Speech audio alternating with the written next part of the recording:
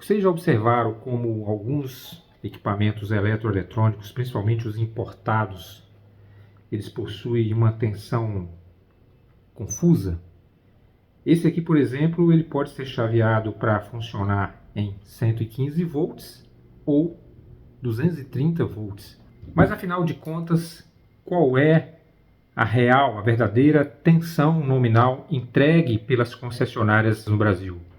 É 110, 115, 120 ou 127 volts? Ficou interessado no assunto?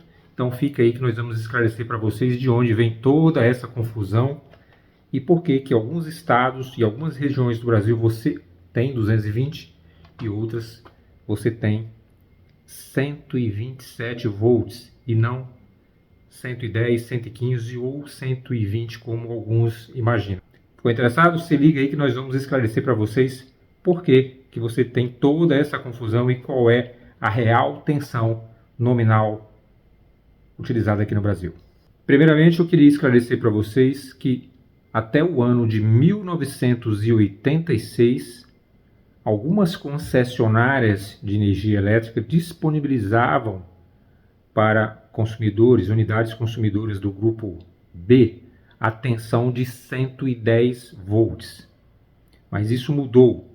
Entre 1986 e 1989, as agências reguladoras padronizaram essa tensão para 127 volts. Então, ao contrário do que se imagina, realmente não existe disponibilizada pela concessionária de energia nos tempos atuais a tensão de 110, 115 e 120 volts, mas sim 127 volts e 220 volts para os sistemas monofásicos das áreas urbanas. Nas áreas rurais, você tem as tensões de 220 e 440. E para os sistemas trifásicos, você tem 380 e 220, que são as chamadas tensões de linha, que são as tensões, as DDPs, ou as diferenças de potenciais entre as fases. Algumas regiões do Brasil, por exemplo, conforme a gente está mostrando nesse mapa aí, utilizam tensão de linha de 220 e outras regiões utilizam tensão de linha 380 volts. Toda essa confusão ocorreu durante a Revolução Industrial, quando algumas cidades, alguns estados do Brasil importaram eletrodomésticos e equipamentos ou dos Estados Unidos, ou da América do Norte, Canadá, Estados Unidos, México, ou da Europa. Nos Estados Unidos era comum a tensão ser 110. Na Europa era comum a tensão ser 220. Então é por isso que você tem toda essa confusão de tensão espalhada. Isso não tem um padrão ainda, isso é muito complicado de ser operacionalizado, Mas basicamente tem a ver com isso. Uma outra questão bem interessante é que num sistema trifásico, cujas fases são defasadas umas das outras de 120 graus, inclusive geometricamente, lá na geração, se falando aí de um gerador hidroelétrico, quando você divide a tensão de linha, que é a tensão entre fases, ou a DDP, ou a diferença de potencial entre fases, você dividir, por exemplo, 380 pela raiz de 3, você vai obter aproximadamente 220 volts, na verdade 219,7 volts. Já se você dividir a tensão de linha de 220 volts pela raiz de 3, você vai obter 127 volts e não 110 volts, como muitos imaginam. Daí a origem dos 127 volts.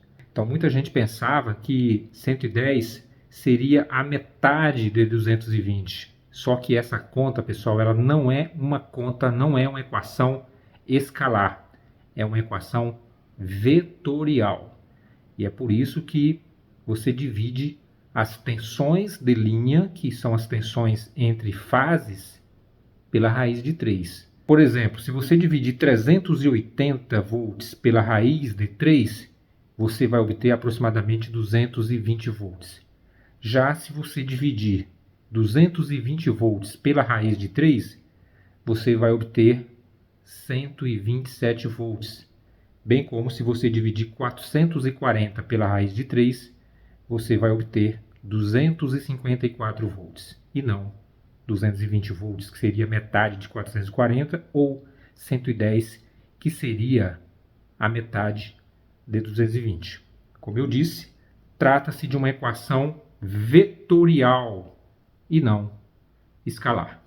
E aproveitando esse tema, eu queria falar para vocês que o PRODIST, que é um programa nacional de qualidade de energia elétrica, ele recomenda como uma tensão adequada para as unidades consumidoras que utilizam 220 volts, por exemplo, é considerada adequada uma tensão entre 201 e 231 volts.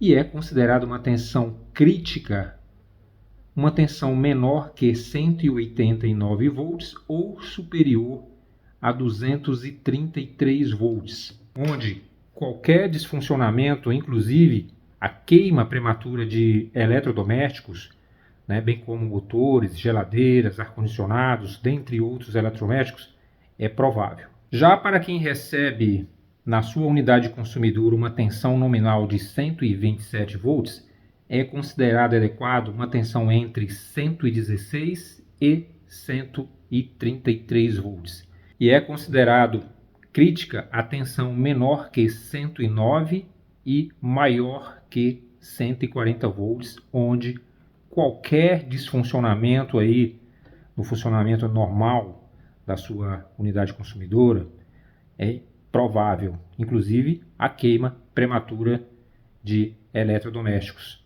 em especial tanquinhos, ar-condicionados, micro-ondas e eletroeletrônicos em geral. Então, dito isso, espero que vocês tenham gostado aí da abordagem de hoje. Se você não é inscrito aqui no nosso canal, se inscreva, seja membro.